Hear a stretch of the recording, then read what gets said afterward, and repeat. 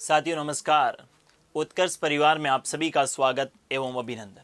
साथियों, भारतीय संविधान और राजव्यवस्था से संबंधित अपन बात कर रहे थे और पिछली क्लास में अपने प्रस्तावना से संबंधित बात की थी और प्रस्तावना मतलब पार्ट 1 अपन पढ़ चुके थे, जिसमें अपने बात की थी कि प्रस्तावना पर विश्व के किन किन देशों का क्या क्या प्रभाव पड़ा है। साथ ही प्रस्तावना से संबंधित अपने जाना कि शासन का स्वरूप किस प्रकार का होगा भारत का, और प्रस्तावना की प्रथम पंक्ति से क्या तात्पर्य है, इनके बारे में अपन बात कर चुके थे और यहाँ से किस प्रकार के क्वेश्चन पूछे जा रहे हैं इनसे संबंधित भी आप बात कर चुके थे। साथियों, प्रस्तावना भारतीय संविधान का एक महत्वपूर्ण पार्ट है। निसंदेह रूप से अपने को इसके बारे में बिल्कुल डिटेल में बात करने की आवश्यकता है और अपन डिटेल में बात करते भी आ रहे हैं।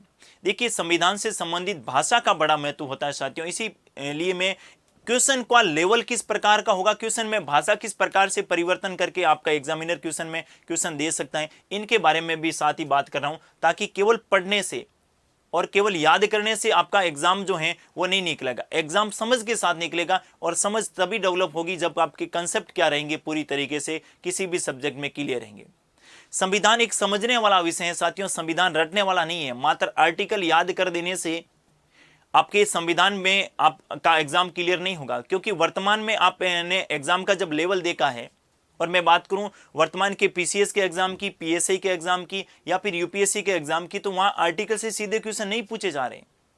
अब आर्टिकल से वो जमाना गया, सब सीधा पूछ लिया जाएगा कि आर्टिकल 14 में क्या है। अब क्वेश्चन किस प्रकार का पूछा जाएगा ये भी क्लास में आपको साथ में डिस्कस करना जरूरी है, ताकि अपने को पता रहे कि जो अपन पढ़ रहे हैं क्या वाकई अपने काम की चीज है अथवा नहीं है, क्या फालतू में अपना समय खराब तो नहीं हो रहा है। ठीक है, तो इस प्रकार की, क्योंकि कोई भी टॉपिक पढ़ने के बाद उनसे संबंधित आए हुए एग्जाम में प्रश्नों के बारे में भी बात की जानी अनिवार्य है। और मेरी ये कोशिश रहेगी कि कोई भी टॉपिक हो उनसे संबंधित जिस प्रकार के क्वेश्चन बन सकते हैं, और मेरी कोशिश रहेगी उस प्रकार के प्रश्नों को आपके सामने रखकर उनकी भी व्याख्या करवाऊं, ताकि आपकी समझ जो है किसी टॉपिक के प्रति और क्या हो सके, बेहतर हो सके। साथियों, प्रस्तावना के बारे में अगली बात मैं करूंगा और प्रस्तावना के बारे में नागरिकों को क्या क्या प्राप्त होंगे इनके बारे में बात की गई है। यानी भारतीय संविधान की प्रस्तावना में कहा था ना कि प्रस्तावना संविधान का परिचय पत्र है। इस संविधान में केवल सरकार की प्रकृति नहीं है, संविधान में केवल शासन के स्वरूप की बात नहीं है। संविधान भारत के नागरिकों को कुछ अधिकार प्रदान करता है, संविधान नागरिकों के कुछ कर्तव्यों की बात करता है, संविधान राज्य के कुछ कर्तव्यों की बात करता है। तो वो क्या कर्तव्य हैं और उनमें से कौन कौन से ऐसी बातें हैं जो प्रस्तावना में उल्लेखित की गई हैं, इनके बारे में बात करते हैं। साथियों, सबसे पहले प्रस्तावना में नागरिकों के संदर्भ में बात करें तो यहां पर आपको 3 बातें ध्यान में रखनी है। पहली बात कौन सी ध्यान में रखनी है? सबसे पहली बात आपको ध्यान में रखनी है न्याय की। किन की बात ध्यान में रखनी है? न्याय की। दूसरी बात आपको ध्यान में रखनी है कौन सी? स्वतंत्रता की। तीसरी बात आपको ध्यान में रखनी है कौन सी? आपकी समता या समानता की। और नंबर 4 पे आपको ध्यान में रखनी है कौन सी? बंधुत्व की। अब देखिएगा, एक एक के बारे में बात करेंगे, डिटेल से बात करेंगे। सबसे पहले मैं बात करूंगा न्याय के बारे में। किसके बारे में बात करने वाला हूं? न्याय के बारे में बात करने वाला हूं कि प्रस्तावना में कौन कौन से न्याय उल्लेखित हैं, और इसका क्रम भी पूछ लिया जाता है कि सही क्रम होगा आर्थिक सामाजिक राजनीतिक, राजनीतिक आर्थिक सामाजिक, या सामाजिक आर्थिक राजनीतिक। तो इस पे आपको ध्यान में रखना। देखिए, भारतीय संविधान में नागरिकों के लिए 3 प्रकार के न्याय की बात की गई है। इसमें सबसे पहले मैं बात करूं सामाजिक न्याय, दूसरा जो न्याय है वो आपको ध्यान में रखना है आर्थिक न्याय, और तीसरा जो न्याय है वो है राजनीतिक न्याय। तो सबसे पहले तो आपका ये क्लियर हो गया होगा कितने प्रकार के न्याय का प्रावधान किया गया है? 3 प्रकार के न्याय का। यानी कहीं पर भी धार्मिक न्याय जैसे शब्द का उल्लेख प्रस्तावना में नहीं किया गया है। 3 प्रकार के न्याय है। पहला कौन सा? सामाजिक न्याय, दूसरा कौन सा? आर्थिक न्याय, और तीसरा कौन सा? राजनीतिक न्याय। और इसका क्रम भी आपको क्या होना चाहिए? पता होना चाहिए कि सामाजिक न्याय क्या है, आर्थिक न्याय क्या है और राजनीतिक न्याय क्या है। अब एक एक के बारे में थोड़ा सा अपन जाने। सबसे पहले अपन बात करें कौन से न्याय के बारे में? सामाजिक न्याय। क्या होता है भाई सामाजिक न्याय? सामाजिक न्याय का मतलब होता है कि भारत में किसी भी नागरिक के साथ जाति के आधार पर, धर्म के आधार पर, लिंग के आधार पर, वंश के आधार पर, जन्म स्थान के आधार पर, मूल वंश के आधार पर भेदभाव नहीं होना। यानी किसी भी नागरिक के साथ सामाजिक भेदभाव नहीं होना चाहिए। किसी भी नागरिक के साथ क्या नहीं होना चाहिए? किसी भी नागरिक के साथ, किसी भी नागरिक के साथ किसी भी नागरिक के साथ क्या नहीं होना चाहिए, सामाजिक भेदभाव। किसी भी नागरिक के साथ सामाजिक भेदभावों का अभाव। सामाजिक भेदभावों का अभाव ही क्या कहलाता है, सामाजिक न्याय कहलाता है। भाई भारत में जब अपन बात कर रहा हूँ 1950 की, तो उस समय आज भी बहुत सारी ऐसी मैं बात करूंगा स्टेट हैं जहां पर एजुकेशन नहीं है, जो पिछड़े हुए हैं, वहां पर जातियों के आधार पर उनके साथ भेदभाव किया जाता है कि ये आपके एससी का है, ये एसटी का है, ये ओबीसी का है, ये जनरल का है, ये उच्च है, ये नीच है। इस प्रकार की जो व्यवस्था है ये सही नहीं है।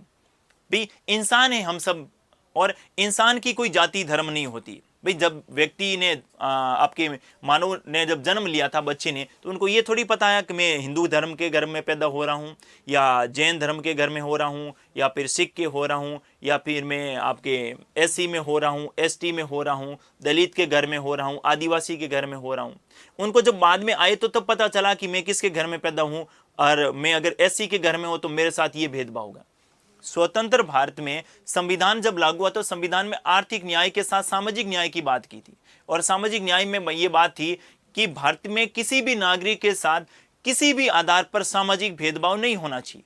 हालांकि इसको अपने मौलिक अधिकारों में भी जोड़ा, और मौलिक अधिकारों का जब आप आर्टिकल 15 पढ़ते हैं, आर्टिकल 15 पढ़ते हैं, तो वहां पर किसकी बात की गई है, सामाजिक समानता की बात की गई है कि किसी भी नागरिक के साथ सामाजिक भेदभाव नहीं होना चाहिए। इस बात को आपको ध्यान में रखना है। तो सामाजिक न्याय का क्या मतलब हुआ, किसी भी नागरिक के साथ सामाजिक भेदभाव का अभाव होना चाहिए, यानी सामाजिक भेदभाव नहीं होना चाहिए। उसको कौन सा न्याय बोलते हैं, सामाजिक न्याय बोलते हैं।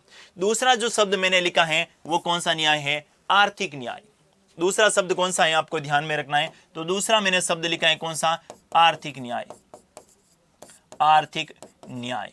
इस आर्थिक न्याय शब्द का क्या मतलब हुआ, आर्थिक न्याय शब्द का तात्पर्य होता है कि भारत में किसी भी नागरिक के साथ आय के स्तर की बात करें, रोजगार के स्तर की बात करें, उनमें किसी प्रकार का भेदभाव नहीं होना चाहिए। यानी मैं बात किसकी करूं, आर्थिक। तो सबसे पहले आपको ध्यान में रखना है आय एवं रोजगार, इनमें क्या प्रदान की जानी चाहिए, समानता प्रदान की जानी चाहिए। इनमें क्या प्रदान किया जाना चाहिए, न्याय प्रदान किया जाना चाहिए। यानी किसी भी नागरिक के साथ या किसी भी नागरिक का आर्थिक शोषण नहीं होना चाहिए। क्या नहीं होना चाहिए, आर्थिक शोषण जो है ये आर्थिक शोषण नहीं होना चाहिए। उसी को क्या बोलते हैं अपन, आर्थिक न्याय बोलते हैं। आज भी अपन देखते हैं कि महिला अगर काम कर रही है तो उनको वेतन कम मिल रहा है, पुरुष अगर काम कर रहा है तो उनको वेतन अधिक मिल रहा है। ये एक प्रकार से क्या है, आर्थिक न्याय थोड़ी है, ये आर्थिक अन्याय तो है। भाई महिला और पुरुष अगर समान कार्य कर रही हैं तो वेतन भी उनको क्या मिलना चाहिए, समान मिलना चाहिए। लेकिन ऐसी व्यवस्था नहीं है, क्योंकि ये मौलिक अधिकारों में नहीं है। ये आपके डीपीएस अगर पढ़ेंगे, ये न्याय का उल्लेख भारतीय संविधान में और कहां पर किया गया है, ताकि आपकी समझ जो है और बेहतर हो सके। केवल यहाँ शब्दों को समझना है कि न्याय का क्या मतलब हुआ, आर्थिक न्याय का क्या मतलब हुआ। आर्थिक न्याय का क्या मतलब हुआ कि आय और रोजगार में क्या होनी चाहिए, समानता होनी चाहिए, न्याय हो और किसी का आर्थिक शोषण नहीं हो। ऐसी व्यवस्था भारत में होनी चाहिए ताकि सभी नागरिकों को रोजगार के अवसर मिले। सभी नागरिकों को क्या मिले, रोजगार के अवसर मिले। रोजगार के क्या मिले, अवसर मिले। अगर सभी नागरिकों को रोजगार के अवसर मिलेंगे, और रोजगार के कैसे अवसर मिलेंगे, समान अवसर मिलेंगे, तो उनके साथ किसी भी प्रकार का आर्थिक अन्याय नहीं होगा। और इसी को जब अन्याय नहीं होगा, सबको रोजगार समान मिलेंगे, सबको वेतन समान मिलेगा, राज्य रोजगार की व्यवस्था करेगा, राज्य समान वेतन की व्यवस्था करेगा, किसी का आर्थिक स्तर पर शोषण नहीं होगा, तो वो कैसा न्याय होगा, आर्थिक न्याय होगा। तीसरा जो न्याय है वो है साथियों राजनीतिक न्याय। कौन सा न्याय है, राजनीतिक न्याय। राजनीतिक न्याय का क्या मतलब हुआ, राजनीतिक न्याय का मतलब हुआ राजनीति के क्षेत्र में सभी को समान अधिकार मिले। इसका मतलब क्या हुआ, सबसे पहले इसकी विशेषता में आपको ध्यान में रखना है वयस्क मताधिकार। क्या ध्यान में रखना है, वयस्क मताधिकार। अब वयस्क मताधिकार के संदर्भ में जो उम्र तय कर रखी है, यानी संविधान जब लागू हुआ था उस समय कितनी वर्ष तय कर रखी थी, 21 वर्ष। यानी 21 वर्ष के सभी नागरिकों को वोट देने का अधिकार है। तो मतलब है किसी भी नागरिक का जाति के आधार पर, धर्म के आधार पर, लिंग के आधार पर, क्षेत्र के आधार पर उनको वोट देने से वंचित नहीं किया जा सकता, क्योंकि वह उनका राजनीतिक अधिकार है। और अगर किसी व्यक्ति के साथ ऐसा हो रहा है और उनको वोट देने से वंचित किया जा रहा है, तो उनके साथ क्या हो रहा है, अन्याय हो रहा है। अर्थात सभी को वयस्क मताधिकार प्रदान किया जाए। दूसरा आपको ध्यान रखना है, इसका मतलब होता है सभी को राजनीतिक क्षेत्र में चुनाव लड़ने का अधिकार। किसका अधिकार? चुनाव, जो योग्यता जिस उम्मीदवार में है उसको चुनाव लड़ने का अधिकार है। किसी भी नागरिक को दबाव में रखकर आप चुनाव लड़ने से नहीं रोक सकते, इस बात को आपको ध्यान में रखना है, क्योंकि उनका अधिकार है और राजनीतिक अधिकार है। अगर किसी भी नागरिक के साथ ऐसा हो रहा है कि चुनाव लड़ने का इच्छुक हैं, लेकिन धन बल या बाहुबल के आधार पर उनको चुनाव लड़ने से डरा धमका कर उनको रोका जा रहा है और चुनाव लड़ने से वंचित किया जा रहा है, तो ऐसे व्यक्ति के साथ क्या वो तो शोषण हुआ उनका। और ऐसी प्रकार का शोषण का मतलब कौन सा शोषण? राजनीतिक शोषण, मतलब राजनीतिक न्याय भी नहीं हुआ।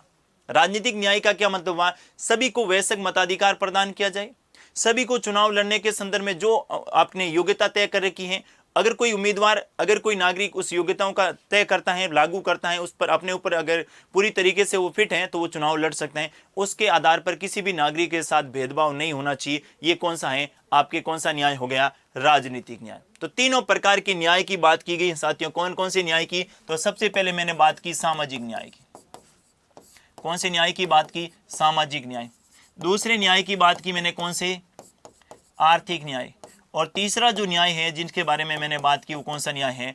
राजनीतिक न्याय। तो सबसे पहले तो इनके परिचय के बारे में आपने जाना कि सामाजिक न्याय क्या होता है, कि मतलब किसी के साथ सामाजिक भेदभाव नहीं।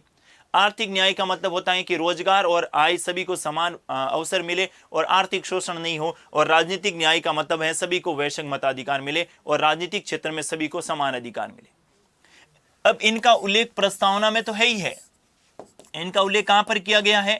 प्रस्तावना में तो है ही है, लेकिन आपसे क्वेश्चन पूछ ले कि इन न्याय का उल्लेख प्रस्तावना के अलावा और कहां पर किया गया है, यानी प्रस्तावना के अलावा इन न्याय का उल्लेख भारतीय संविधान में और किस भाग में किया गया है, यह भी आपके लिए एक अच्छा प्रश्न है। जैसे मैं बात करूं, आपके ऑप्शन आ जाए प्रस्तावना के साथ मौलिक अधिकार, या ऑप्शन बी पूछ ले कि प्रस्तावना के साथ जो है आपके मौलिक कर्तव्य, सी ऑप्शन पूछ ले कि इनका उल्लेख जो है प्रस्तावना के साथ जो है ये आपके भाग 1, और डी ऑप्शन दे दे कि प्रस्तावना के साथ जो है इनका उल्लेख जो है भाग 4। दूसरा टाइप आर्टिकल दिया जा सकता है, यानी प्रस्तावना के अलावा यहां पर आर्टिकल दे दे 16, यहां पर आर्टिकल दे दे 36, यहां पर आर्टिकल दे दे 37 और यहां पर आर्टिकल दे दे 38। तो बताइएगा, इन न्याय का उल्लेख प्रस्तावना में तो है ही है, प्रस्तावना के अलावा इन न्याय का उल्लेख भारतीय संविधान में और कहां पर किया गया है? और ये तीनों प्रकार की न्याय की बात कर रहा हूं, तो ध्यान में रखना, प्रस्तावना के अलावा इन न्याय का उल्लेख जो है भारतीय संविधान के भाग 4, जिसमें अपन पढ़ेंगे राज्य के नीति निर्देशक तत्व, और भाग 4 के कौन से आर्टिकल में? अनुच्छेद 38 में इन न्याय का उल्लेख किया गया है। इस बात को भी आपको ध्यान में रखना है, यहां से भी क्वेश्चन पूछा जा सकता है।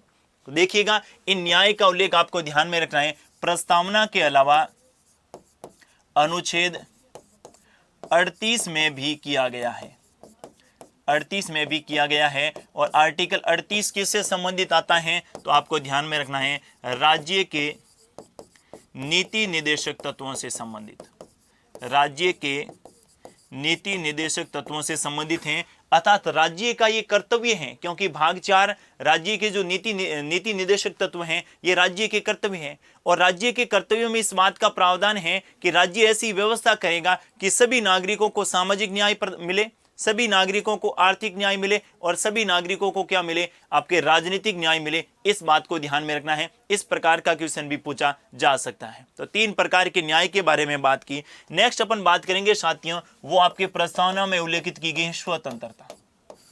क्या उल्लेखित की गई है? स्वतंत्रता उल्लेखित की गई है। और स्वतंत्रता के संदर्भ में सबसे पहले तो कितने प्रकार की स्वतंत्रता है?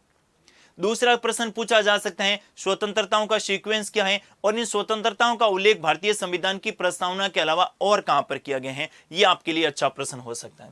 जैसे मैंने इसमें बात की, सबसे पहली जो स्वतंत्रता है वो है विचार, दूसरी जो स्वतंत्रता है वो है अभिव्यक्ति, तीसरी जो स्वतंत्रता है वो है विश्वास, चौथी जो धर्म, और पांचवी कौन सी है? उपासना। पहली बात तो आपको ये ध्यान में रखनी है कि प्रस्तावना में कितने प्रकार की स्वतंत्रता है? 5 प्रकार की। कितने प्रकार की हैं? 5 प्रकार की। पहली कौन सी? विचार, दूसरी कौन सी? अभिव्यक्ति, तीसरी कौन सी? विश्वास, चौथी कौन सी? धर्म, और पांचवी कौन सी? आपकी उपासना। पांचों ही का क्रम आप लोगों को पता होना चाहिए, इसका क्रम भी एग्जाम में पूछा जा सकता है। होगी बात क्लियर? अब देखिए क्या होती है विचार की स्वतंत्रता।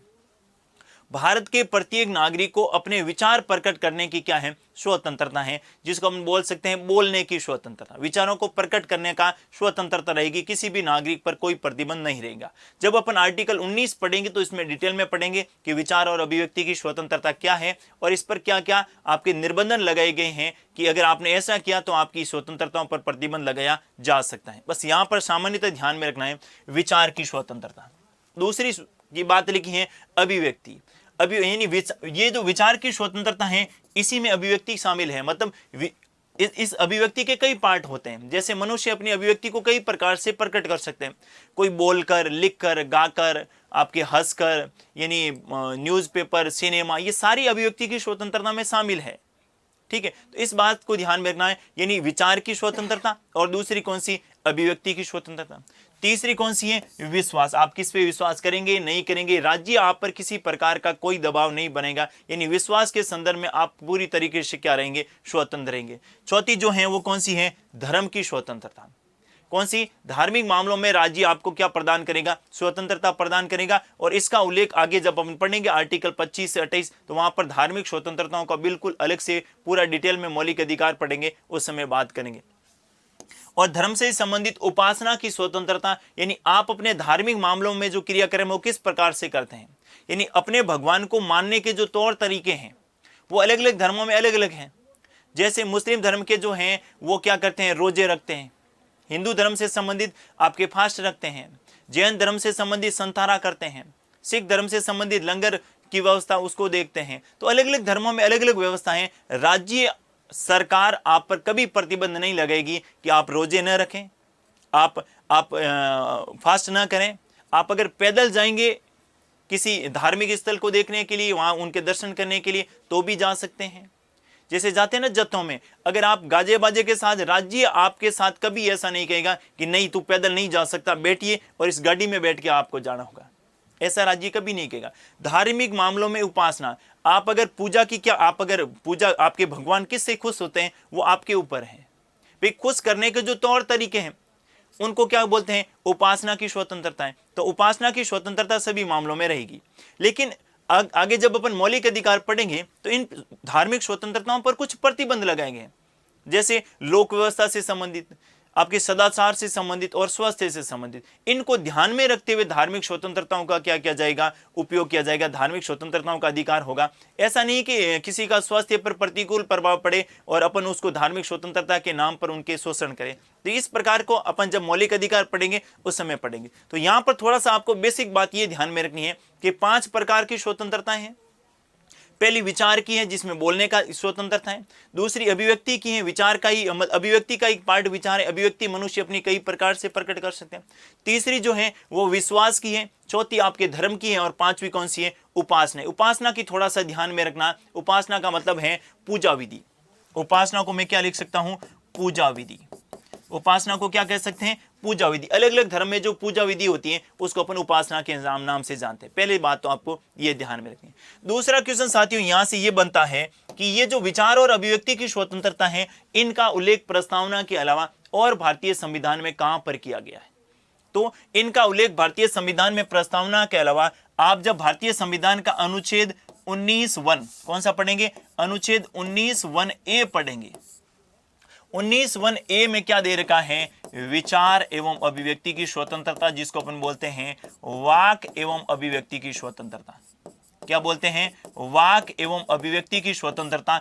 इस बात को ध्यान में रखना है कि विचार एवं अभिव्यक्ति की स्वतंत्रता प्रस्तावना के अलावा भारतीय संविधान में कहां पर उल्लेखित की गई है, तो वाक एवं अभिव्यक्ति की स्वतंत्रता प्रस्तावना के अलावा भारतीय संविधान के आर्टिकल 19(1)(a) में जो स्वतंत्रताएं प्रदान की गई हैं, जिसमें पहली स्वतंत्रता आपके विचार एवं अभिव्यक्ति की है, इसमें शामिल है। इस बात को भी ध्यान में रखिएगा, यहां से भी कई बार प्रश्न पूछा जा सकता है। न्याय के बारे में अपन बात हो गई, स्वतंत्रताओं के बारे में बात हो गई। नेक्स्ट अपन बात करने वाले हैं वो कौन सी है, समता या समानता। किसके बारे में बात करेंगे, समता या जिसको अपन क्या बोलते हैं, समानता। देखिए साथियों, समता या समानता के बारे में बात करें तो प्रस्तावना में 2 प्रकार की समता या समानता की बात की गई। कौन कौन सी, पहली आपकी है अवसर की समानता और दूसरी कौन सी है, प्रतिष्ठा की समानता। कितने टाइप की है, 2 टाइप की है। पहली कौन सी, अवसर की समानता और दूसरी कौन सी है, प्रतिष्ठा की समानता। अब आपके मन में आ रहा होगा कि अवसर की समानता क्या होती है और प्रतिष्ठा की समानता क्या होती है। पहले तो इसको जान लेते हैं। अवसर की समानता का तात्पर्य होगा कि भारत के सभी नागरिकों को, भारत के सभी नागरिकों को समान अवसर प्राप्त होंगे। भारत के सभी नागरिकों को समान अवसर क्या होंगे, प्राप्त होंगे। अर्थात किसी भी नागरिक के साथ अवसर की समानता के आधार पर कोई भेदभाव नहीं किया जाएगा। पहली बात तो आपको यह ध्यान में। अब ये अवसर कौन से क्षेत्र में, जैसे आप आर्टिकल 16 पढ़ेंगे तो यहां पर अवसर की बात का सामान्यतः मतलब समझा जाता है रोजगार, अर्थात अपन कह सकते हैं लोक नियोजन में। किसके बारे में बात करें, लोक नियोजन में, लोक नियोजन, जिसको अपन कह सकते हैं सरकारी नौकरियों में। कौन सी नौकरियों में, सरकारी नौकरियों में, जिनके लिए हम सब संघर्ष कर रहे हैं, उसको अपन लोक नियोजन, अवसर की आपके समानता, या अपन कह सकते हैं सरकारी नौकरियों में सभी को समान अवसर प्राप्त होंगे। अब यहां से दो टाइप के क्वेश्चन बनेंगे, और वो प्रश्न किस टाइप के होंगे इसको जानिएगा जरा। पहली बात तो हमने स्पष्ट कर दी कि प्रस्तावना में दो प्रकार की समानता की बात की गई, पहली अवसर की और दूसरी प्रतिष्ठा की। अवसर का मतलब होता है कि भारत के सभी नागरिकों को समान अवसर प्राप्त होंगे। किस मामलों में, रोजगार में, लोक नियोजन में या सरकारी नौकरियों। यहां पर प्रस्तावना में ये बातें उल्लेखित नहीं है, प्रस्तावना में केवल अवसर की समानता की बात की गई है। ये वाली जो बातें उल्लेखित की गई हैं, इनका उल्लेख भारतीय संविधान के कौन से अनुच्छेद में है, आर्टिकल 16 में किया गया है। तो ये आपके लिए दूसरा प्रश्न बन सकता है कि अवसर की समानता का उल्लेख प्रस्तावना के अलावा भारतीय संविधान के कौन से अनुच्छेद में किया गया है। तो आपको ध्यान में रखना है आर्टिकल 16 में किया गया है, इस बात को ध्यान में रखना है। आर्टिकल 16 ही नहीं, आर्टिकल 16 के साथ आर्टिकल 39 जब आप पढ़ेंगे, राज्य के नीति निर्देशक तत्वों पढ़ेंगे, वहां पर भी रोजगार के अवसर की बात की गई है कि राज्य महिला और पुरुषों के लिए रोजगार की व्यवस्था करेगा। तो ये जो अवसर की समानता है, ये प्रस्तावना में तो है ही है, प्रस्तावना के अलावा कहां पर उल्लेखित है, इस बात को भी आपको ध्यान में रखना है। तो प्रस्तावना के अलावा कहां पर उल्लेखित है, आर्टिकल 16, और आर्टिकल 16 में लोक नियोजन और रोजगार से संबंधित आपको ध्यान में रखनी है। अवसर की समानता आर्टिकल 39 में भी की गई है, इस बात को भी ध्यान में रखना है। तो ये आपके दो टाइप के क्वेश्चन बन जाएगी। दूसरे जो समानता है, दूसरी जो आपके समानता वो है प्रतिष्ठा की। प्रतिष्ठा का क्या मतलब हुआ, भारत के प्रत्येक नागरिक को प्रतिष्ठित जीवन जीने का अधिकार है। मतलब ये हुआ कि भारत के प्रत्येक नागरिक को गरिमापूर्ण, कैसा जीवन, गरिमापूर्ण या प्रतिष्ठित जीवन, यानी सभी नागरिक अपने आप में क्या है, सभी नागरिक अपने आप में क्या है, प्रतिष्ठित है। भाई हो सकता है किसी के पास पैसे अधिक हो, किसी के पास पैसे कम, लेकिन धन के आधार पर किसी नागरिक की प्रतिष्ठा में कमी वृद्धि नहीं होगी। भारत के प्रत्येक नागरिक, राज्य की ये व्यवस्था रहेगी, सभी नागरिक यहाँ प्रतिष्ठित हैं और सभी को समान दृष्टि से देखा जाएगा, किसी भी नागरिक के साथ किसी प्रकार का कोई भेदभाव नहीं होगा। तो दूसरी समानता आपको ध्यान में रखनी, कौन सी, प्रतिष्ठा। तो प्रस्तावना में दो प्रकार की समानता नीति साथियों, पहली आपकी अवसर की समानता और दूसरी कौन सी, प्रतिष्ठा की समानता। यहां से भी प्रश्न पूछा जा सकता है। और अवसर की समानता का उल्लेख और कौन से अनुच्छेद में, तो आर्टिकल 16 और आर्टिकल 39, इस बात को भी ध्यान में रखना है। नेक्स्ट अपन बात करेंगे, प्रस्तावना में एक शब्द लिखा गया है, कौन सा, बंधुता। और पहले ही मैंने स्पष्ट कर दिया, ये बंधुता शब्द अपने कहां से लिया है, फ्रांस से लिया है। फ्रांस की क्रांति का नारा था स्वतंत्रता, समानता और बंधुता, और वहीं से अपने शब्द लिया है, कौन सा, बंधुता। बंधुता को अपन सामान्यतः पर बात करें तो इसको अपन भाईचारा बोल सकते हैं। क्या बोल सकते हैं, भाईचारा। अर्थात भारत के सभी नागरिक जो हैं आपस में बंधुत्व की भावना रखेंगे, आपस में भाईचारे की भावना रखेंगे, और भारत के सभी नागरिक आपस में मिलजुल कर देश और समाज को आगे बढ़ाने का क्या करेंगे, काम करेंगे। इसको भी आपको ध्यान में रखना है। तो प्रस्तावना में बंधुता जैसे शब्दों का उल्लेख भी किया गया है। यहां से भी प्रश्न पूछा जा सकता है कि बंधुता जैसे शब्दों का उल्लेख भारतीय संविधान में कहां पर उल्लेखित है। प्रस्तावना, मौलिक अधिकार, भाग 1, भाग 5, भाग 6। तो इस प्रकार से भी ध्यान में रखना है कि कौन कौन से शब्द जो हैं ये प्रस्तावना में उल्लेखित हैं। अब अपन बात करें प्रस्तावना में और क्या है। तो जब आप प्रस्तावना देखेंगे तो इनमें देश की एकता और अखंडता को सुनिश्चित करने वाली बंधुता, बंधुता भी कैसी, देश की एकता और अखंडता को सुनिश्चित करने वाली। इसका क्या मतलब हुआ कि देश में एकता बनी रहनी चाहिए, देश में अखंडता बनी रहनी चाहिए। अर्थात देश में जो बंधुता, भाईचारे की जो भावना है, ये अच्छी होगी तभी तो देश में क्या बनी रहेगी, एकता और अखंडता बनी रहेगी। और इसके साथ ही आपको ध्यान में रखना है संविधान के लागू होने की दिनांक, संविधान के पूर्ण होने की दिनांक, संविधान के पूर्ण होने की दिनांक। अब देखिएगा यहां से किस प्रकार के प्रश्न बनने वाले हैं। इस कंसेप्ट को बिल्कुल आपने अगर क्लियर कर लिया तो आपके 2-3 प्रश्न जो हैं बिल्कुल इजी से आपके कंसेप्ट क्लियर के साथ कभी नहीं भूलने वाले। पहला देखिए, संविधान के पूर्ण होने की दिनांक प्रस्तावना में उल्लेखित है और आप सभी को पता है कि संविधान के पूर्ण होने की दिनांक क्या थी, तो आप सभी को पता है 26 नवंबर 1949 थी। संविधान के पूर्ण होने की दिनांक क्या थी, 26 नवंबर 1949 थी। प्रस्तावना में इसमें हिंदी में भी उल्लेखित किया गया है, यानी मिति मार्क्सिस शुक्ल सप्तमी विक्रम संवत 2006, यानी प्रस्तावना में संविधान के पूर्ण होने की दिनांक उल्लेखित हैं, अर्थात 26 नवंबर 1949, मिति मार्क्सिस शुक्ल सप्तमी और विक्रम संवत 2006। इस बात को भी आपको ध्यान में रखना है। क्वेश्चन पूछा जाएगा कि भारतीय संविधान के पूर्ण होने की दिनांक कहां पर उल्लेखित है, तो भारतीय संविधान के पूर्ण होने की दिनांक, जिसको अपन बोलते हैं संविधान को आंशिक रूप से लागू किया गया, ये जो दिनांक है ये कहां पर लिखी गई है, प्रस्तावना में लिखी गई है। पहली बात तो आपको ये ध्यान में रखनी है। अब देखिएगा आपके मन में ये एक प्रश्न आ रहा होगा, फिर संविधान के लागू होने की दिनांक कहां पर लिखी गई है। पूर्ण होने की दिनांक तो प्रस्तावना में लिख ली गई, लेकिन कहीं ऐसा भी लिखा है क्या कि प्रस्तावना के अलावा कि भारत का संविधान इस दिन यानी 26 जनवरी 1950 को लागू होगा, क्या इस प्रकार की व्यवस्था भी है संविधान? मैं कह रहा हूं संविधान को आपस में जोड़ के पढ़िएगा कि कौन सी बात प्रस्तावना के अलावा कहां कहां उल्लेखित है और किस प्रकार से अपन जोड़ के पढ़ सकते हैं, ताकि आपकी समझ जो है और क्या होगी, बेहतर होगी। अब देखिए मैंने कहा संविधान के पूर्ण होने की दिनांक तो प्रस्तावना में। दूसरी आपको ध्यान में रखनी है संविधान के लागू होने की दिनांक, संविधान के लागू होने की दिनांक, लागू होने की दिनांक। और साथियों संविधान के जो लागू होने की दिनांक है इनका उल्लेख भारतीय संविधान में कहां पर किया गया है, मेरा प्रश्न ये है।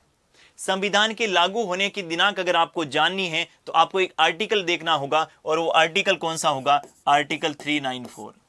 जब आप भारतीय संविधान का आर्टिकल 394 देखेंगे, जब आप भारतीय संविधान का आर्टिकल 394 देखेंगे, तो आर्टिकल 394 में स्पष्ट रूप से उल्लेखित किया गया है कि आज जो है भारतीय संविधान के जो 16 अनुच्छेद हैं, जिसमें 15 आपके इसमें उल्लेखित हैं और एक ये हो गया, इनको तो यथाशीघ्र मतलब आज ही आपके लागू किया जाए, और बाकी के जो अन्य आर्टिकल हैं यानी अन्य अनुच्छेदों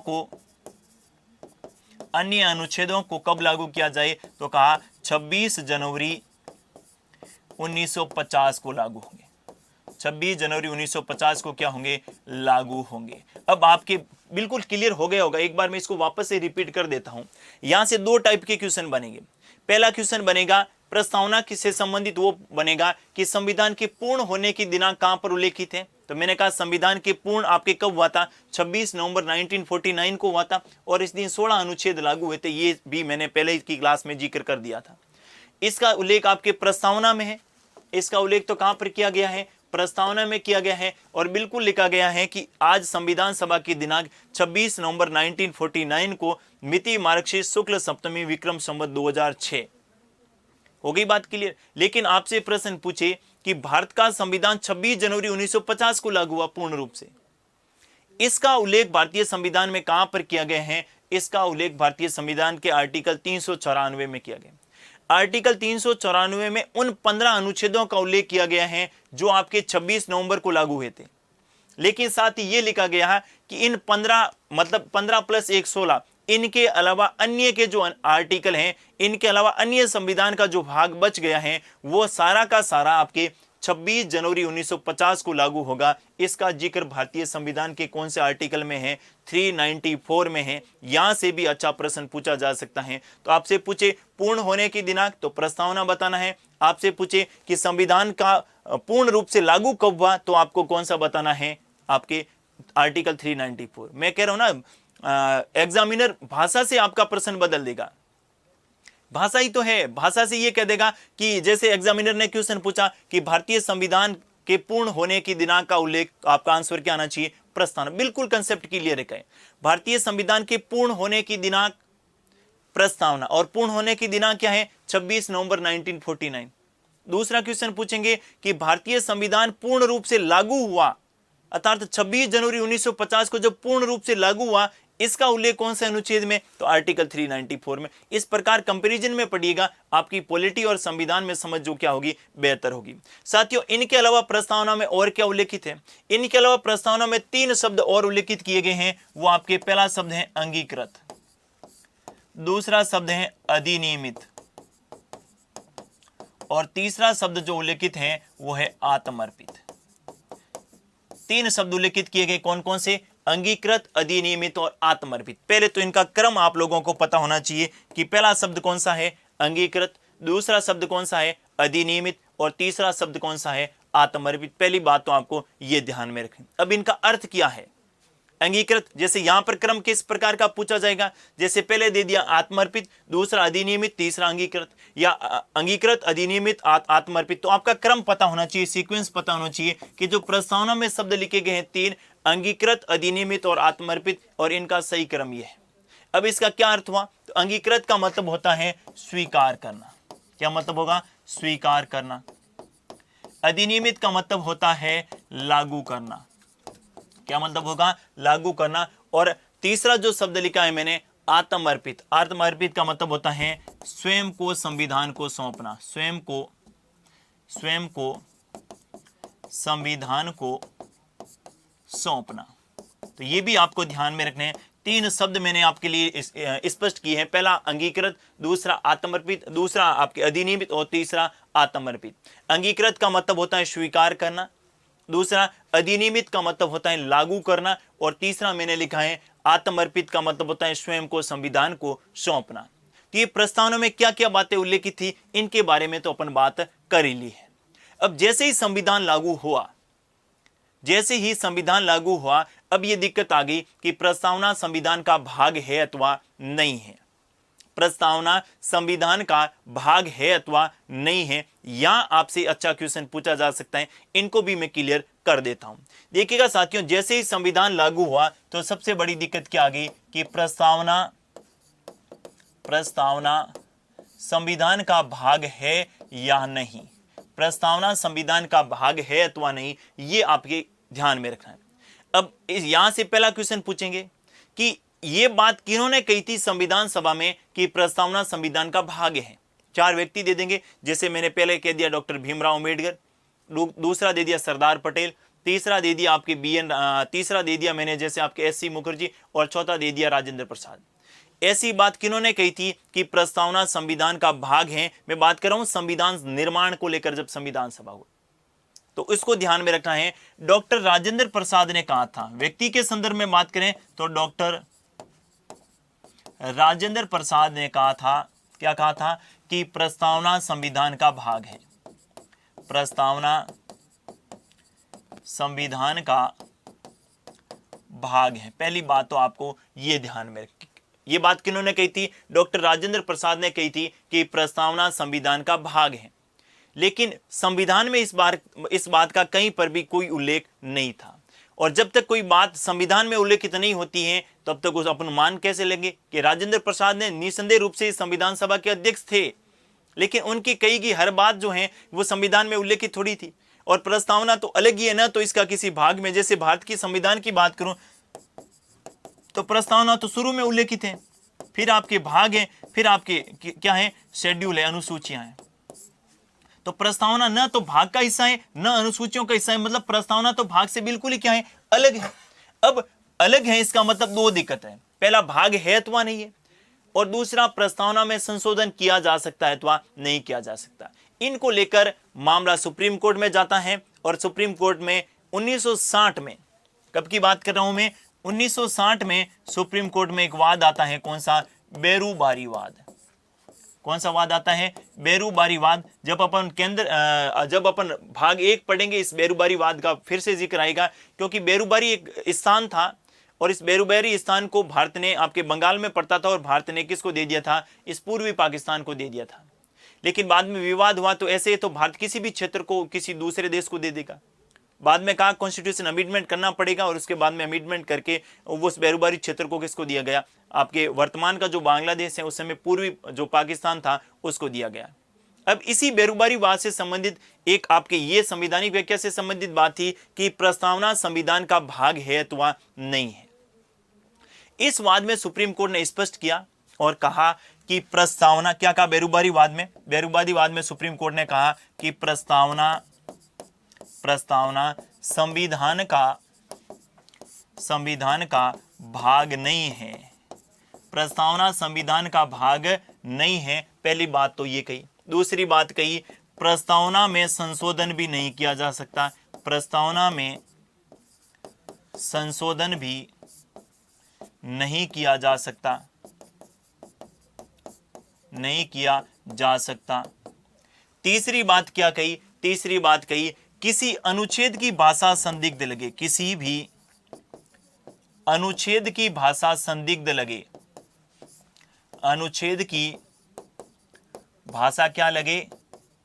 संदिग्ध लगे, संदिग्ध लगे, तो प्रस्तावना की सहायता ली जा सकती है। तो प्रस्तावना की सहायता ली जा सकती है, प्रस्तावना की सहायता ली जा सकती है। यानी बेरूबारी वाद में सुप्रीम कोर्ट ने स्पष्ट कर दिया कि प्रस्तावना संविधान का भाग नहीं है। अब जब प्रस्तावना संविधान का भाग नहीं है, साथ ही ये भी कह दिया इसमें किसी प्रकार का संशोधन भी नहीं किया जा सकता। लेकिन अगर किसी अनुच्छेद की भाषा आपको संदिग्ध लगे, यानी आपको मदद की आवश्यकता पड़े किसी आर्टिकल की व्याख्या से संबंधित, तो आप प्रस्तावना की क्या ले सकते हैं? मदद ले सकते हैं। प्रस्तावना में जो बातें उल्लेखित हैं, मतलब वो तय हैं, फिक्स है, परमानेंट है, उसमें कोई अमेंडमेंट नहीं हो सकता। हो गई बात क्लियर? कौन से वाद में माना? ये बेरूबारी वाद, और बेरूबारी वाद का मतलब 1960। लेकिन साथियों, इसके 13 वर्ष बाद, कितने वर्ष बाद? 13 वर्ष बाद सुप्रीम कोर्ट का एक बहुत ही महत्वपूर्ण फैसला आता है, और वो जो वाद था, कौन सा था? वो वाद था आपके केशवानंद भारती बनाम केरल राज्य। कौन सा वाद था? केशवानंद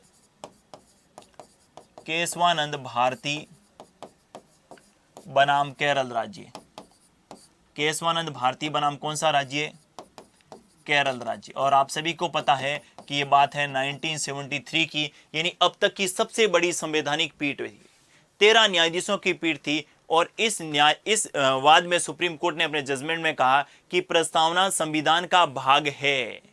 प्रस्तावना क्या कहा? संविधान का भाग है, और प्रस्तावना में संशोधन भी किया जा सकता है। ऐसा नहीं है केवल भाग है, भाग तो है ही है, साथ में प्रस्तावना में बाकी अनुच्छेद और बाकी भाग में जिस प्रकार अमेंडमेंट हो सकते हैं, उसी प्रकार प्रस्तावना में भी संशोधन किया जा सकता है।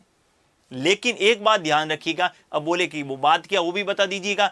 तो बात यह है कि इससे संविधान के मूलभूत ढांचे में किसी प्रकार का कोई बदलाव नहीं होना चाहिए। यानी आप प्रस्तावना में अमेंडमेंट करें, कोई दिक्कत नहीं है, बाकी अनुच्छेद की तरह करें, कोई दिक्कत नहीं है। लेकिन अगर इसे संविधान के आधारभूत ढांचे या मूलभूत ढांचा प्रभावित हुआ, तो सुप्रीम कोर्ट उसकी न्यायिक समीक्षा करेगा, न्यायिक पुनरावलोकन करेगा, और ऐसे अमेंडमेंट को रद्द भी कर सकता है।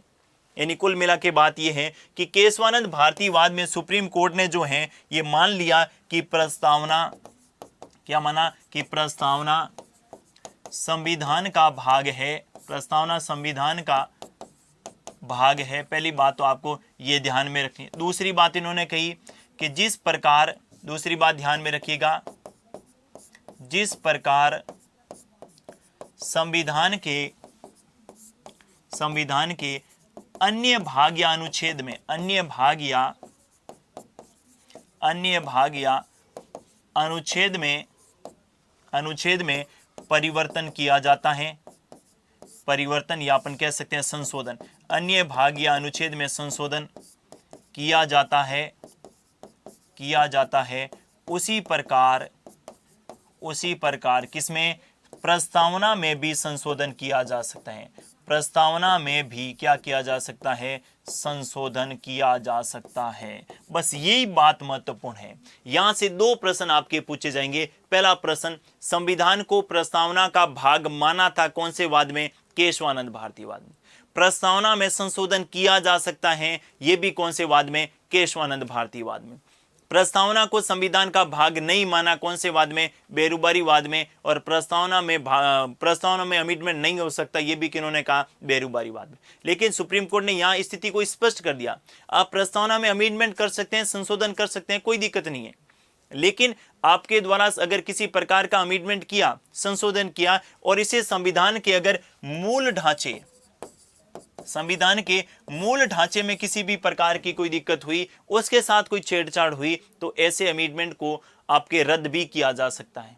और मूल ढांचे की व्याख्या कौन करेगा? सुप्रीम कोर्ट करेगा, लेकिन अभी नहीं करेगा, समय समय पर करेगा। जैसे मैं बात करूं, प्रस्तावना में जो पंथ निरपेक्ष शब्द है, इस पंथ निरपेक्ष शब्द को मूल ढांचा कब माना? SR बॉम्बईवाद में। कब माना? SR बॉम्बईवाद में। कब माना? 1994 में। अब जब भी सुप्रीम कोर्ट को लगेगा कि प्रस्तावना में और ऐसे शब्द हैं जो संविधान के मूल ढांचे में शामिल हैं, तो वो सुप्रीम कोर्ट उनको मान सकता है। तो क्लियर हो गई बात। बेरुबारी में कहा प्रस्तावना संविधान का अंग नहीं है, केशवानंद में कहा प्रस्तावना संविधान का अंग है, इसमें संशोधन किया जा सकता है। जैसे ही कहा संविधान में प्रस्तावना में संशोधन किया जा सकता है, तो अपने संशोधन कर ही लिया। और कौन सा कर लिया? 42वां संविधान संशोधन। कौन सा कर लिया? 42वां संविधान संशोधन हुआ था। और 42वां संविधान संशोधन आपके 1976 लागू, साथियों ध्यान में रखना, 3 जनवरी 1977 को हुआ था, जिसको मौलिक कर्तव्य भी इसके साथ जोड़े गए थे। और इसी को लिए अपन मौलिक कर्तव्य दिवस भी मनाते हैं 3 जनवरी को। ठीक है, अब देखिए 42वां संविधान संशोधन 1976 में हुआ, और इसके द्वारा प्रस्तावना में 3 शब्द उल्लेखित किए गए। कितने शब्द जोड़े गए? 3 शब्द जोड़े गए। पहला शब्द जोड़ा गया कौन सा? समाजवाद। कौन सा जोड़ा गया? समाजवाद। दूसरा शब्द जोड़ा गया कौन सा? पंथ निरपेक्षता। और तीसरा शब्द जोड़ा गया कौन सा? अखंडता। यानी प्रस्तावना में कितने शब्द जोड़े गए? 3 शब्द जोड़े गए। कौन से संविधान संशोधन के द्वारा जोड़े गए? 42वें संविधान संशोधन के द्वारा जोड़े गए। अब तक प्रस्तावना में कितनी बार संशोधन हुआ है? एक ही बार हुआ है। कौन से संविधान संशोधन के द्वारा हुआ है? 42वें संविधान संशोधन के द्वारा है। कौन से वाद में कहा प्रस्तावना में संशोधन हो सकता है? केशवानंद भारती वाद में कहा प्रस्तावना में संशोधन हो सकता है। सारी स्थिति क्लियर है। आपसे पूछे, क्या वर्तमान में प्रस्तावना में संशोधन हो सकता है? हाँ, बिल्कुल प्रस्तावना में संशोधन हो सकता है। यानी आपसे इस प्रकार का प्रश्न भी पूछा जा सकता है कि क्या प्रस्तावना संविधान का भाग है? तो आप कहेंगे हाँ बिल्कुल है। क्या प्रस्तावना में संशोधन हो सकता है? तो आपका आंसर आएगा हाँ, प्रस्तावना में संशोधन हो सकता है। क्या ऐसा हुआ कि हाँ भाई साहब हुआ नहीं है? कब? कि 42वें संविधान संशोधन 1976। कितने शब्द जोड़े गए? 3। अब तक कितनी बार हुआ है? एक बार हुआ है। इस बात को भी आपको ध्यान में रखना है। अब साथियों, प्रस्तावना से संबंधित कुछ और महत्वपूर्ण फैक्ट हैं, उनको भी मैं क्लियर कर देता हूं। प्रस्तावना के संदर्भ में कुछ लोगों ने कुछ कथन कहे थे, या अपन कह सकते हैं कुछ वक्तव्य दिए थे। इनके बारे में आपके लिए अच्छा प्रश्न पूछा जा सकता है, उसको आपको ध्यान में रखना है। लेकिन उससे पहले मैं आप लोगों के लिए एक और महत्वपूर्ण फैक्ट है, उसको रखना चाहूंगा। आपसे क्वेश्चन पूछे, 2 टाइप का क्वेश्चन है। पहला क्वेश्चन आपके लिए मैं रख रहा हूं, और वो ये है कि प्रस्तावना को स्वीकार कब किया गया? प्रस्तावना को संविधान सभा के द्वारा कब स्वीकार किया गया? प्रस्तावना को संविधान सभा के द्वारा कब स्वीकार किया गया? बस महत्वपूर्ण प्रश्न है, नया तथ्य है, ध्यान में रखिएगा। दूसरा क्वेश्चन मेरा है कि प्रस्तावना लागू कब हुई? प्रस्तावना लागू कब हुई? जैसे आपने डेट तो देखी होगी 26 नवंबर 1949, जो लागू कब हुई, तो आपके मन में आ रहा होगा कि 26 नवंबर को ही हुई होगी। देखिए, आपका 26 नवंबर तो दोनों का आंसर नहीं है, ये तो मैं क्लियर कर लेता हूं बिल्कुल ही। अब देखिए, मेरा पहला प्रश्न है कि प्रस्तावना को संविधान सभा ने कब स्वीकार किया? यानी प्रस्तावना को, क्योंकि कोई भी पार्ट जब संविधान सभा के सामने रखा जाता तो उसको संविधान में स्वीकार किया जाता था। जैसे मैंने बात की उद्देश्य प्रस्ताव के संदर्भ में, अरे बात की थी ना उद्देश्य प्रस्ताव, मैंने कहा उद्देश्य प्रस्ताव को 13 दिसंबर 1946 को रखा। फिर आपके किसके बारे में बात की मैंने? उद्देश्य प्रस्ताव। उद्देश्य प्रस्ताव प्रस्तावना से संबंधित भी है, ध्यान में रखना साथियों। उद्देश्य प्रस्ताव, अब ये उद्देश्य प्रस्ताव 13 दिसंबर 1946 को संविधान सभा में रखा गया।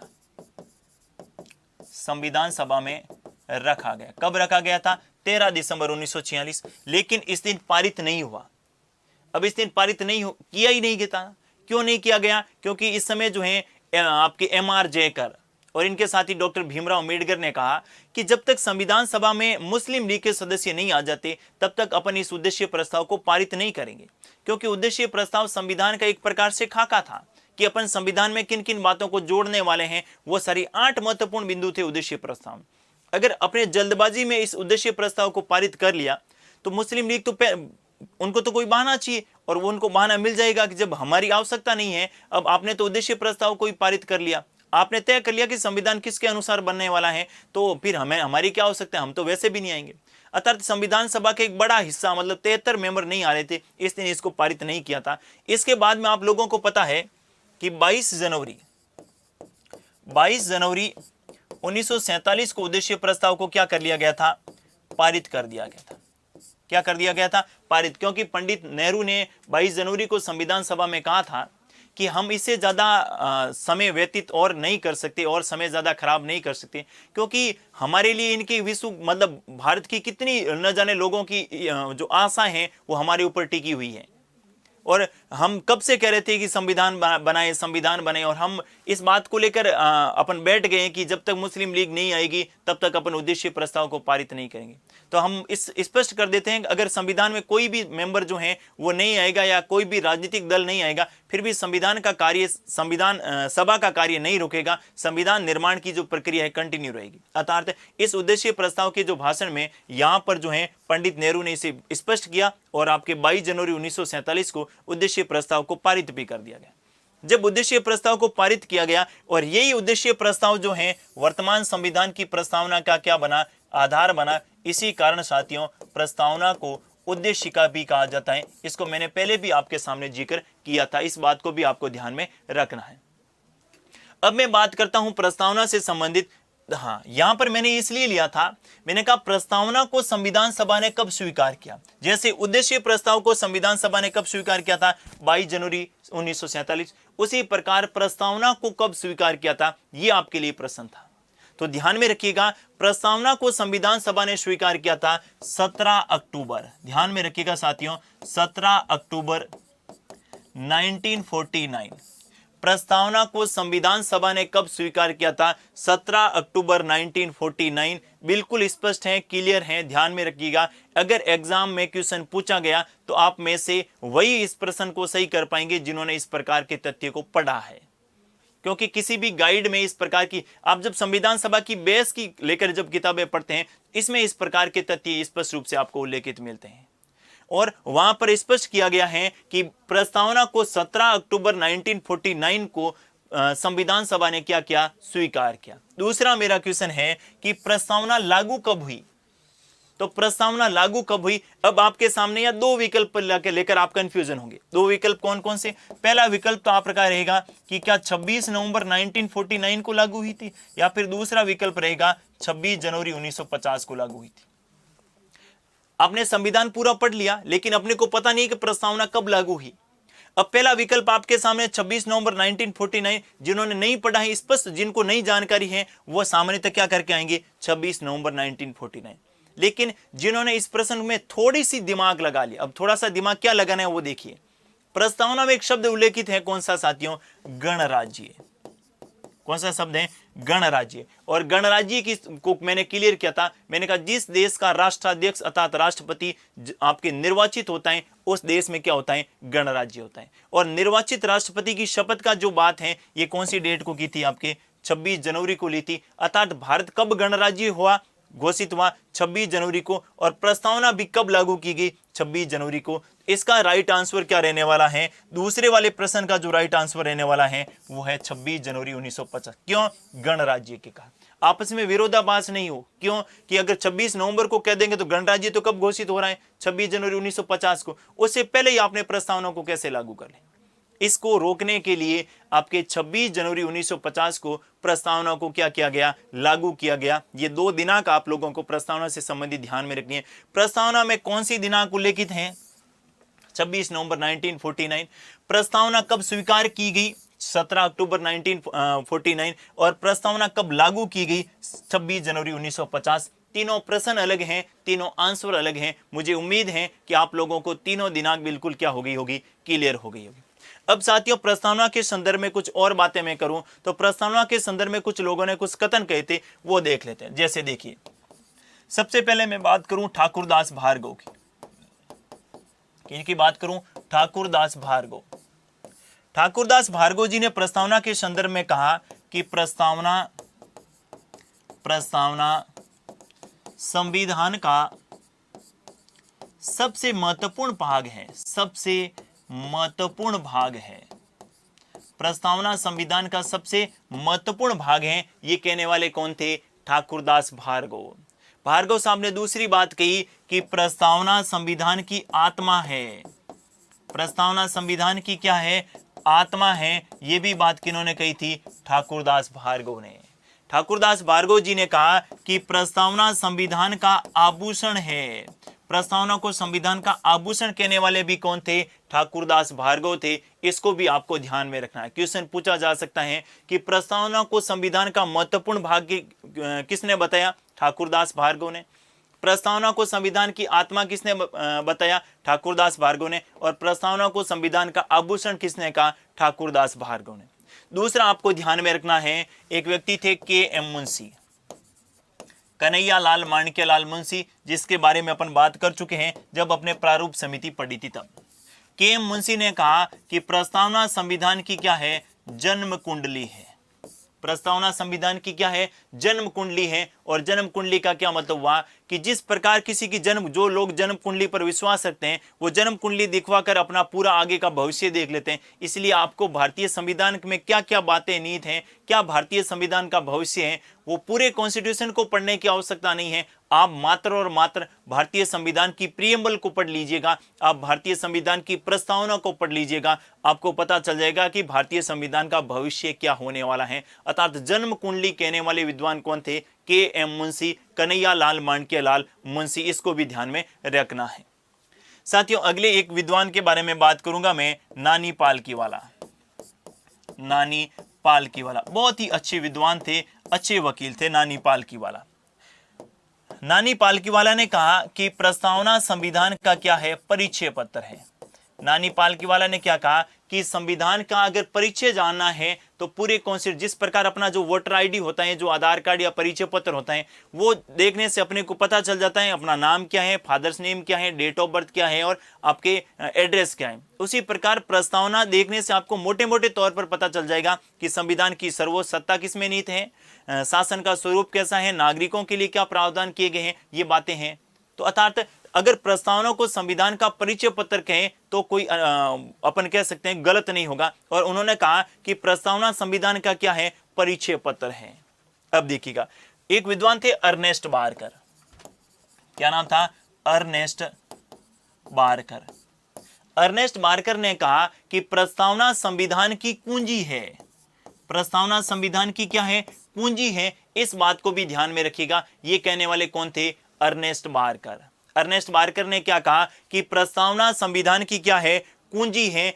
और कुंजी कहने वाले, यानी मैंने 4-5 विद्वानों के नाम बताए थे। जैसे सबसे पहले मैं बात करूं ठाकुरदास भार्गव के बारे में ध्यान में रखना है आप लोगों को। ठाकुरदास भार्गव के बाद के.एम. मुंशी के बारे में ध्यान में रखना है आपको। के.एम. मुंशी के साथ में आपको ध्यान में रखना है अर्नेस्ट बारकर के बारे में ध्यान में रखना है। साथ ही आपको नानी पालकीवाला के बारे में ध्यान में रखना है। यानी किन्होंने क्या बातें कही? नानी पालकीवाला ने परिचय पत्र कहा, ठाकुरदास भार्गव ने संविधान की आत्मा या आभूषण बताया, के.एम. मुंशी ने इसे जन्म कुंडली कहा और अर्नेस्ट बारकर ने इन्होंने क्या कहा? कुंजी कहा। साथ ही कुछ ऐसे विद्वान आपको ध्यान में रखने हैं जिन्होंने प्रस्तावना के संदर्भ में कुछ बातें जोड़ने की बात कही कि प्रस्तावना में ये शब्द जोड़े तो और प्रस्तावना बेहतर बनेगी। यानी प्रस्तावना के संदर्भ में कुछ बातें जोड़ने की बात कही थी और लेकिन जोड़े नहीं गए थे। वो कौन कौन से थे तो उनको भी आपको ध्यान में रखना है। सबसे पहले एक विद्वान ध्यान में रखना है, ब्रजेश्वर प्रसाद।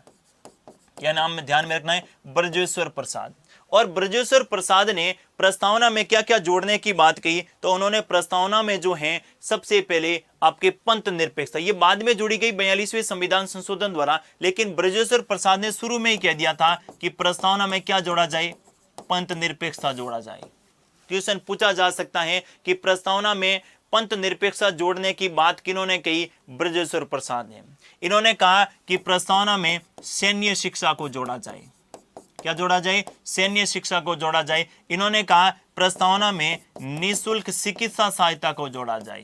किसको जोड़ा जाए? निःशुल्क चिकित्सा सहायता को जोड़ा जाए। ये भी बात किन्होंने कही थी? ब्रजेश्वर प्रसाद ने। ब्रजेश्वर प्रसाद ने कहा कि प्रस्तावना में निःशुल्क शिक्षा की बात जोड़ा जाए, कि भारत के सभी नागरिकों को निःशुल्क शिक्षा मिलेगी, सैन्य शिक्षा मिलेगी, निःशुल्क चिकित्सा सुविधा मिलेगी और पंथ निरपेक्षता जैसे शब्दों को भी जोड़ा जाए। ये बात कहने वाले विद्वान कौन थे? ब्रजेश्वर प्रसाद थे। और विशेषतः आपको पंथ निरपेक्ष जैसे शब्द ध्यान में रखना है, क्योंकि बाद में जोड़ा गया, लेकिन इससे पहले इनको जोड़ने के संदर्भ में बात किन्होंने कही थी? ब्रजेश्वर प्रसाद ने कही थी। यहां से भी आपकी अच्छा क्वेश्चन बन सकता है, इसको भी आपको ध्यान में रखना है। एक दो विद्वान और थे जिन्होंने देवी या ईश्वर जैसे शब्दों को जोड़ने की बात कही। एक विद्वान ऐसे थे जिन्होंने महात्मा गांधी शब्द प्रस्तावना में जोड़ने की बात कही। उनके बारे में भी जानना जरूरी है। वो कौन कौन से विद्वान हैं, देखिएगा इनके बारे में। एक व्यक्ति थे हसरत मोहानी। क्या नाम था? हसरत मोहानी। हसरत मोहानी। और हसरत मोहानी साहब ने प्रस्तावना में आपके समाजवाद, कौन से शब्द जोड़ने की बात कही? प्रस्तावना में समाजवाद शब्द जोड़ने की बात कही। जिस प्रकार पंथ निरपेक्षता शब्द जोड़ने की बात आपके ब्रजेश्वर प्रसाद ने कही थी, वैसे ही समाजवाद शब्द जोड़ने की बात आपके किन्होंने कही थी? हसरत मोहानी ने कही थी। यहां से भी आपकी अच्छा प्रश्न बन सकता है, इसको भी ध्यान में रखना है। इनके अलावा साथियों आपको ध्यान में रखना है एच.वी. कामत। कौन सा ध्यान में रखना है? एच.वी. कामत। एच.वी. कामत। और एच.वी. कामत ने प्रस्तावना में ईश्वर शब्द जोड़ने की बात कही। कौन सा शब्द जोड़ने की बात कही?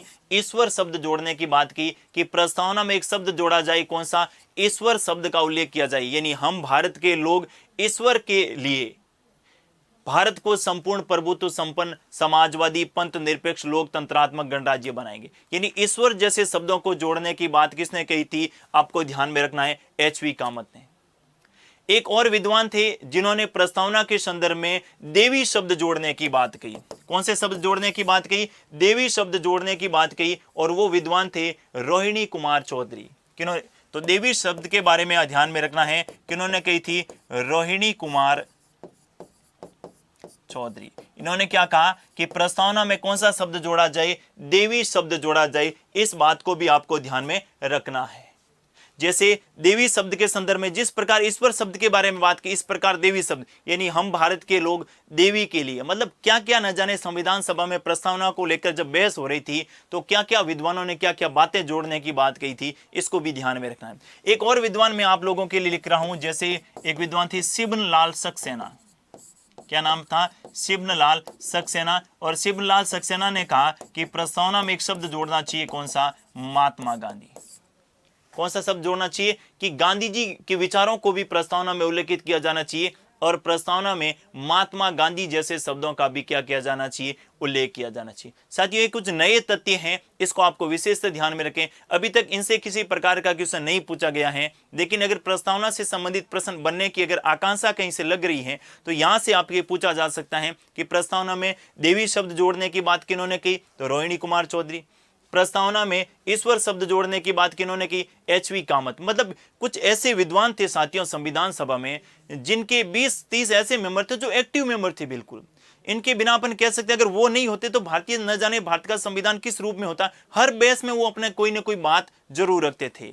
इसी प्रकार आपको ध्यान में रखना है, शिवनलाल सक्सेना ने महात्मा गांधी शब्द जोड़ने की बात की। हालांकि महात्मा गांधी शब्द जोड़ने की जब बात कही तो जे.बी. कृपलानी साहब ने कहा कि इस प्रकार शब्दों को नहीं जोड़ा जाए, क्योंकि पहले किसी शब्द को जोड़ा जाएगा और फिर हो सकता है कि आगे सरकार एक इसकी बने और गांधी शब्द को अगर हटा दिया जाएगा तो फिर ये देश के लिए, राष्ट्रपिता के लिए एक अच्छा और उचित नहीं होगा। अर्थात इसको नहीं जोड़ा जाए तो बेहतर रहेगा।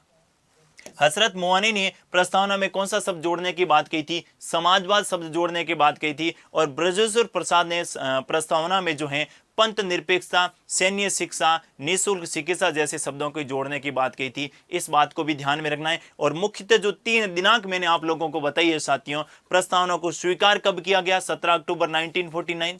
प्रस्तावना में कौन सी डेट उल्लेखित है? 26 नवंबर 1949। और प्रस्तावना को लागू कब किया? 26 जनवरी 1950। इसको भी ध्यान में रखिएगा। तो प्रस्तावना को मेरे हिसाब से मैंने आपको डिटेल में बिल्कुल स्पष्ट तरीके से आपको बताया।